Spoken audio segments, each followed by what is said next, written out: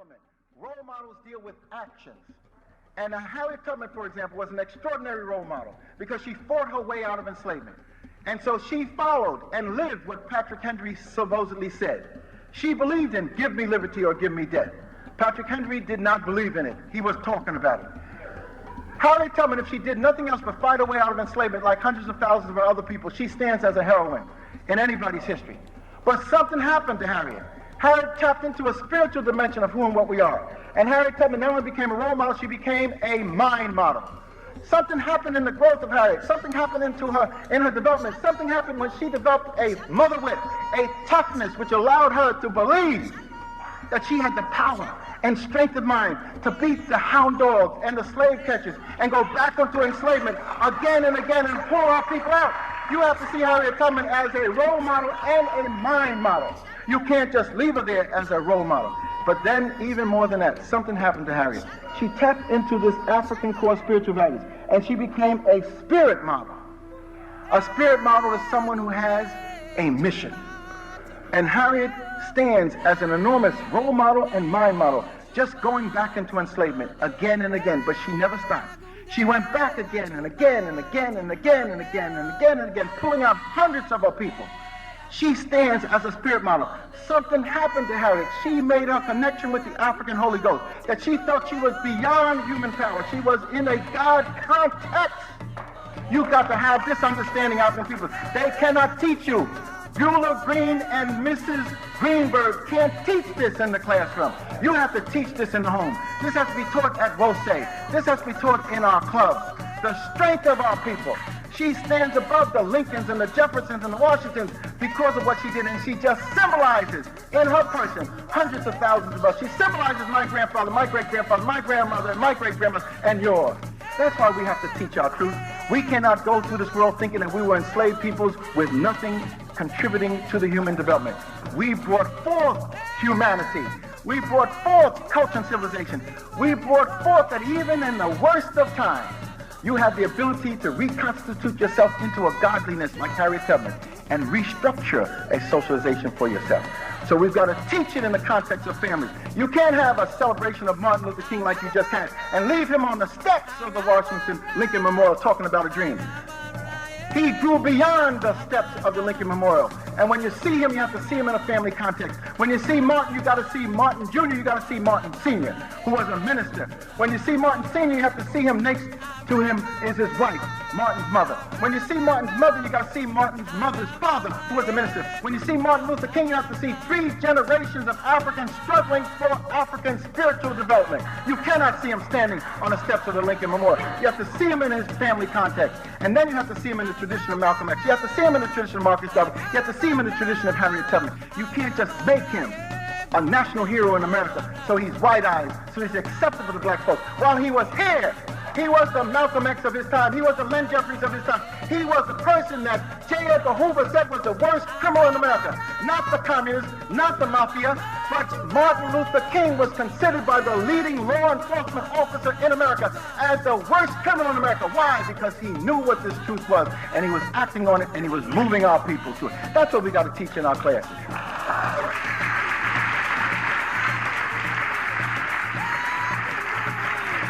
So it's not about anti-Semitism, it's about anti-Chemitism. And just let me leave you with these pictures as I quickly run through this, because this is where it's all at.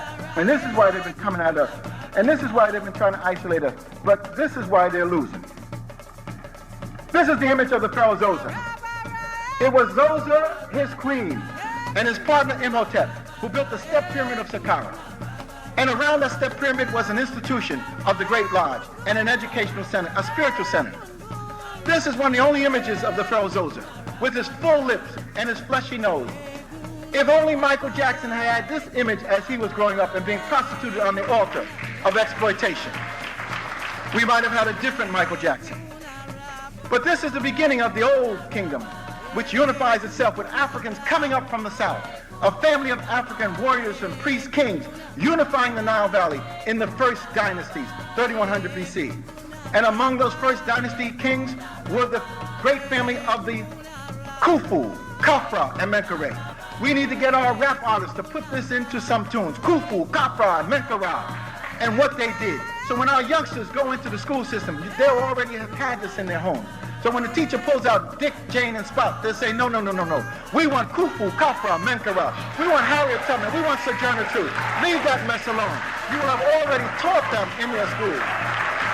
But as we deal with this symbolism, when we deal with this concrete material symbol, you have to look for the deep principle behind it. That's what Dr. Wade Noble's told me. What is the deep principle behind the Sphinx? The Sphinx is a spiritual center. The Sphinx is not just a structure.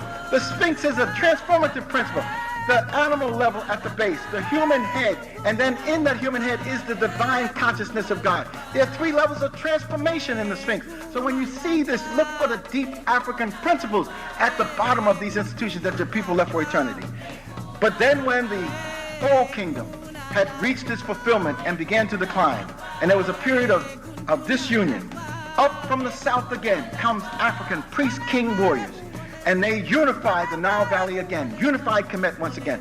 2000 BC, 2050 BC, up from the south comes Mentuhotep, the great pharaoh who founded the Middle Kingdom. And this is Mentuhotep. Now, if they wanted to picture Mentuhotep as white, they had white paint, they could have done it. But instead, they got him the blackest of black. And it's not only a black color. Those of you up front, look at those feet. If those are not African feet, I don't know what is feet. Mentuhotep, founder of the Middle Kingdom, coming up from the south again. First time they came up to create the first dynasty. Second time, African priest kings come up from the south to create the Middle Kingdom. And then that kingdom was continued on with other great Africans. This brother here, Kepakare, Wenceroret the first in the 12th dynasty, looking like my brother. One of the great African pharaohs on the throne of Egypt. You're talking about 2000 BC, before the Greeks had a pot to pee in, or any Europeans had a shoe or a house.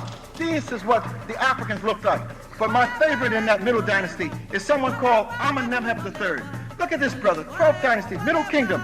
He was on the throne 1846 to 1797. Look at this dude. If you saw him on 14th Street, you most likely would run onto the other side of the road. This was a brother who was on the throne. These are the people that Albert Shanker says were not black. These are the people that Arthur Schlesinger can't deal with. These are the people that Diane Ravitch has a problem with. And not only is the brother in beauty in his front view, when you take his profile, there he is again. Amenemhotep III. If white folks can't call these Africans, then who are African? Look at that hair. You don't lock up no white hair like that. That's African hair. Amenemhotep III. That's why we have to have the images. And if you want to know whether Kemet was black, it's not a question of a color code. The Africans in Kemet were all colors, just like we are. But the difference that you distinguish Kemet from is the value system. The value system of the northern cradle is a value system centered around the male principle of dominance and warriorship. The value system of the southern cradle is centered around the duality of the male and the female principle and the centrality of the female principle, because it is that female principle that brings forth life. So only Africans have been the people who had on their thrones with equal majesty with the men the female principle of rulership. Only Africans have had with their priests, priestesses who represent the spiritual power. Only Africans have this duality of the male and the female principle and the centrality of the female principle. That's why we know the Arabs could not have built Kemetic civilization. That's why we know the Greeks could not have built it. That's why we know that the Europeans could not have built it. On the throne of Egypt at one great moment was Nefertari Amos, this beautiful black queen. 1550 BC, when no European is doing anything significant. Here is what is on the throne of Egypt. And that's why I say we've got to master our understanding. But she also represents another dynasty, the New Kingdom, because the Hysox had invaded the Nile Valley, brought in a foreign value system, created disruption, and then up from the south comes another black dynasty to reunite the power and reunite Kemet, which is our charge. We have to come up again and reunite. And this last image I'm going to leave you is a great family, and you've got to have this image and understand that they've kept it from you. Most of us know about the boy king Tutankhamun, but we only learn about him as an individual. We do not see him with his family context. We do not learn that King Tutankhamun married the daughter of Nefertiti and Akhenaten, Ankhesemen, So we do not see the second generation in relationship to Tutankhamun. But most of you have been wearing Nefertiti earrings and Nefertiti necklaces and don't realize that Nefertiti was a foreigner. She was brought in from Mitanni in Western Asia to join the royal family of Africans. And who was the person who brought her in? It was the great Queen T, to marry her husband as a diplomatic marriage, Amenhotep III. But unfortunately, the old man died. So Queen T said, young lady, we can't leave you here without a husband. We're going to hook you up with my son, Akhenaten, who became the pharaoh. So when you see King Tut, you need to see Nefertiti. When you see Nefertiti, you need to see Akhenaten, the pharaoh who is attributed to having raised anew the concept of the oneness of God. Read Moses and monotheism by Freud. How come we only see her standing by herself? How come we only see him standing by himself? How come we don't see this great individual, one of the great first revolutionaries in the history of the world? The reason is because they are too obviously Africans. You have to go to the female principle to see the true nature of things. If you want to understand who and what King Tut was, then you have to see his mother or his grandmother, Queen T. This is one of the greatest women in the history of the world. And you do not see her in a context with her great husband who helped build the Great Lodge of Luxor. You do not see her in a context with her great son who helped produce the Armana Revolution. You do not see her in a great context of her grandson or lesser or younger son, King Tut.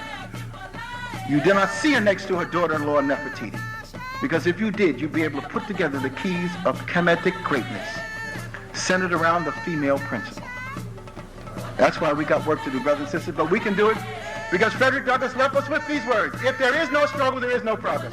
Those who profess the federal freedom yet deprecate agitation are men who want the crops without plowing up the ground. They want the rain without the thunder and lightning. They want the ocean without the awful roar of its many waters. Power conceives nothing without a demand. It never did, it never will. Find out just what any people will quietly submit to, and you have found out the exact measure of injustice and wrong which will be imposed upon them, and these will continue until they are resisted with either words or blows or both. The limits of tyrants are prescribed by the endurance of those whom they oppress. Rise up, African peoples, your time is here.